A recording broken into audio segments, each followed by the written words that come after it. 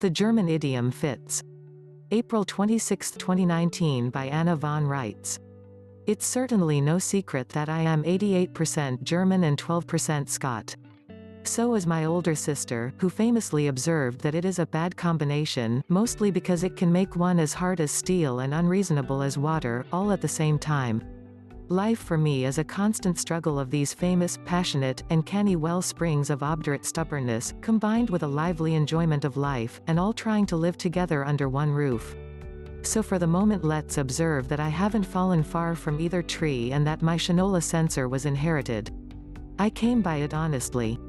In German there is a slang expression that describes the overall world situation perfectly, das ist ja alles nur Käse. Meaning, all that is only cheese.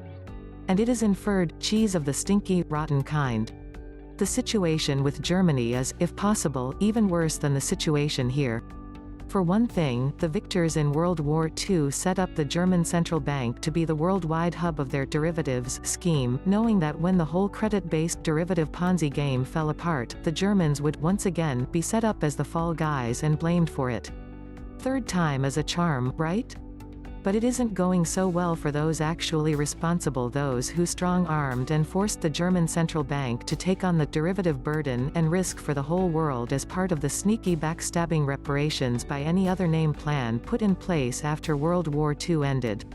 We have the proof of what actually went on and how the banks carved up the whole world, and each major block of banks took up and operated their own part of the overall crime syndicate, which was set up so that all the banks were involved in crimes and so, compromised and blackmailed, were unable to back out, or as one of the Swiss bankers said to me today, there was no help from the government, because the plan and the corruption was being demanded by and set up by the government. It was, so the lawyers and regional level bankers were told, all a matter of the gravest national security concern, and they were all both threatened and implored for the sake of their respective homelands to turn a blind eye to certain irregularities and changes from the normal course of business. These men and women were led to believe that they were doing something necessary, and if not good, they were also being paid a lot of money to just keep their heads down, mouths shut, and follow instructions. Jowl, Herr Commandant.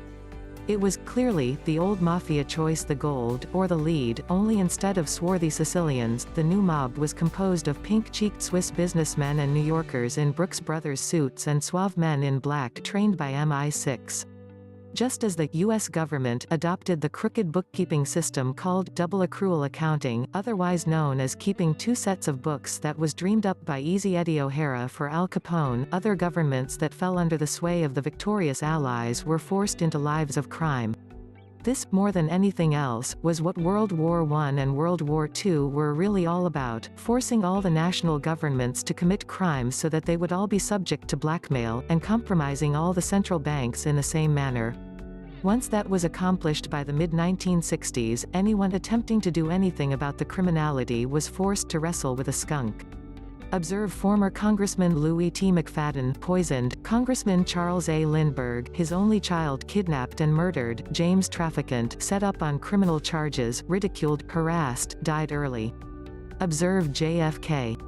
If Ron Paul had ever had the kind of mind to be able to fathom this iniquity, he would have been killed too. And in back of it all? What we would call big business. Railroad barons, oil tycoons, arms manufacturers, commodity riggers, defense contractors, media conglomerates, bond traders, unions, the whole panoply of what President Eisenhower called the military-industrial complex. Eisenhower had cause to know all about that, and though he warned us, he was evidently not able to say more. Ronald Reagan rattled enough sabers by ordering the Grace Commission report and busting the Air Traffic Controllers Union to send shockwaves through the established monopolies and earn himself a trip to the hospital. And so it has been that a shadowy worldwide crime syndicate has flourished in our midst, and who would ever guess that at the top of this pyramid sat such icons of propriety as the Queen and the Pope? Through it all, both have been raking in the profits from their government monopolies until their coffers could hold no more. To add to the drama, and the irony, in the 1990s they instituted their own gambling casinos, philanthropic, private trading platforms where the world's elite could gamble and not risk anything. How, you wonder, is this possible? The gambler simply agrees not to use or move a large block of assets for a stipulated period of time, and agrees to place a block on the account or depository for that time period. The assets are then traded on the private trading platform, and the rules of fractional reserve banking are applied. So, you place $100 million of blocked assets on the trading platform. This is immediately inflated by whatever the fractional reserve rate is. 7 to 10 times worth of fiat credit money of account is issued by the banks involved, and voila. The gambler receives back a 100% of the value of his blocked assets, plus, typically, 300% more as his profit on the deal, so he has not risked anything and quadrupled his supply of fiat credit currencies. The owners and operators of these trading platforms and the bond companies underwriting all this then divvy up the remaining fiat currency credit generated by this activity. How could such a thing be possible? The World Bank, always a hotbed for criminal enterprises, suggested it as a means to raise money for philanthropic projects. To date, no philanthropic projects have been funded. So, obviously, this is all la-la land, but otherwise sane people have nonetheless done this, and the bankers have locked down lending and blocked accounts they don't own so that they could use depositors' assets to invest in this complete and utter nonsense. I have had bag men for the British Secret Service tell me how they have invested MI6 and Secret Service and CIA pensions like this for the past 3 decades, and how their accounts are now worth a number followed by 240 zeros. And they say this with a straight face and an actuarial table in hand. So, if these guys are making money like this, literally spinning it out of thin air, who is on the receiving end of this? Answer: all the living, breathing people who live in the actual world where water flows downhill. This is how we can be greeted with the astounding news that every U.S. citizen, mischaracterized as an American, owes $72 trillion, and the Germans and the Japanese and Aussies and French and Canadians owe almost as much. This is also how the value of all the national currencies can be inflated into oblivion. It's all stinky cheese.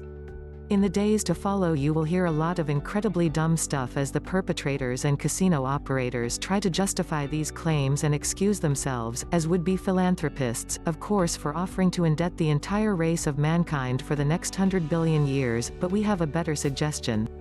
Open more mental hospitals. They are obviously needed. Das ist ja alles nur kase. Proper transliteration, kase. I don't have an umlaut on this keyboard. And no matter what these schmirmy crooks tell you, none of this stench-filled dairy counter was thought up, implemented, or desired by the Germans. No, the source of all this lies much closer to home in California and Nevada, of all places, and all approved by Whitehall and the Vatican and the World Bank (IBRD). Germany, you have been punished and maligned and set up 3 times in a row. You know it. You have been overrun with the Muslim hordes. You have been betrayed by your elected leaders again. But to be fair, the Kaiser was the only world leader with eggs enough to take on the real rats after they murdered the Tsar, and Hitler had no choice for his part, and neither does your current leadership. So, what are you going to do about it? Your American cousins are finally waking up. The British people are waking up.